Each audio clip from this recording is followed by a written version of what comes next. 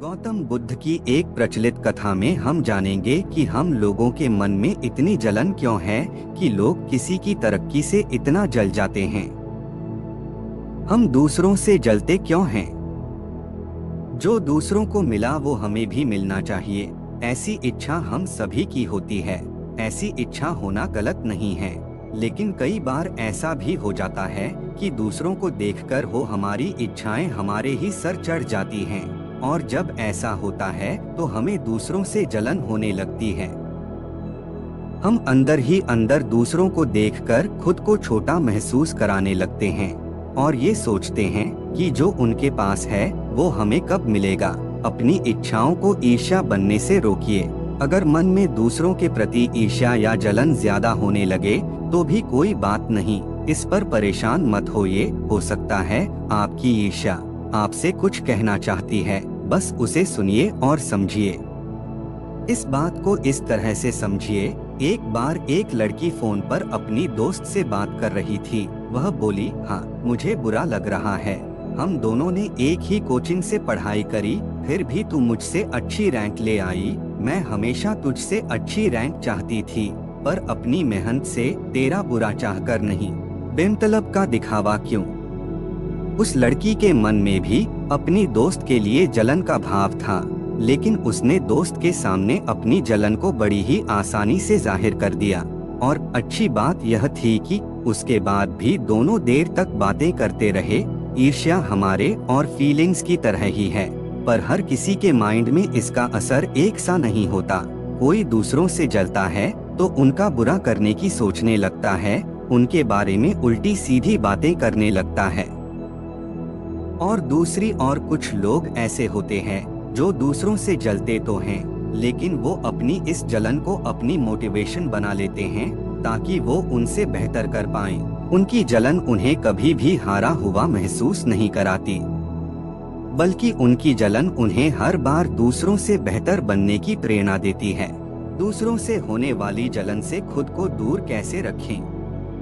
दूसरों की लगातार तरक्की या अच्छे काम को देखकर हमारे मन में कई तरह के विचार आते हैं। हम सोचते हैं काश ये मौके, ये सुविधाएं हमारे पास भी होती, पर कुछ लोग दूसरों की कामयाबी से कुछ ज्यादा ही डिप्रेस्ड होने लगते हैं। अपनी इच्छाओं के पूरा ना होना उन्हें अंदर अंदर ही ठेस पहुंचता रहता है। दूसरों से जलन, जेलसी हमारी दबी या छिपी हुई आधी अधूरी इच्छाओं का ही एक रूप है। क्लिनिकल साइकोलॉजी के प्रोफेसर रॉबर्ट ए ली कहते हैं, ईर्ष्या का हावी होना हमारी सोच को गलत दिशा पर ले जाता है। हम समझ ही नहीं पाते कि इस फीलिंग की कैद से कैसे बाहर निकलें। हमारे अंदर गुस्सा और बेचैनी बढ़ने लगती है। हम छोटी छोटी बात को मन से लगाने लगते हैं।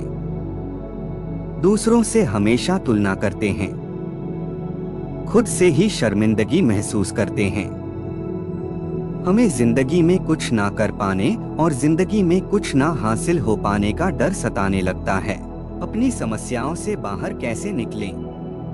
कई बार हम ये भी दिखाने की कोशिश करते हैं कि हमें दूसरों की सफलता से फर्क ही नहीं पड़ता। दूसरों को जो मिला है वो उनकी किस्मत है, हम जहाँ हैं खुश हैं। लेकिन जब हम ऐसा सोचने लगते हैं तो धीरे धीरे हम दूसरों से दूर होने लगते हैं, उनकी खुशियों में शामिल नहीं होते, बेवजह नाराज रहने लगते हैं। इस ईर्ष्या, जेलसी से खुद को बाहर निकालने का रास्ता यही है कि आप उस काम में फोकस रखें जो आप कर रहे हैं। आपके पास जो चीजें हैं आप उनसे खुद को संतुष्ट रखें। दूसरों को क्या मिल रहा है या वो क्या कर रहे हैं, उससे खुद को दूर रखें। लोगों से मिलना जुलना ना छोड़ें। खुद ये भरोसा दिलाएं कि आपकी मेहनत भी आपको सफलता दिलाएगी, और जो कुछ दूसरों के पास है उससे बेहतर आप खुद के लिए कर पाएंगे। जेलसी को अपनी मोटिवेशन बनाएं, ना कि अपने डिप्रेस होने की वजह। अगर आपको हमारी वीडियो पसंद आई हो तो चैनल को सब्सक्राइब करें, लाइक करें और कमेंट जरूर करें। मिलते हैं ऐसे मोटिवेशन वीडियो के साथ। धन्यवाद।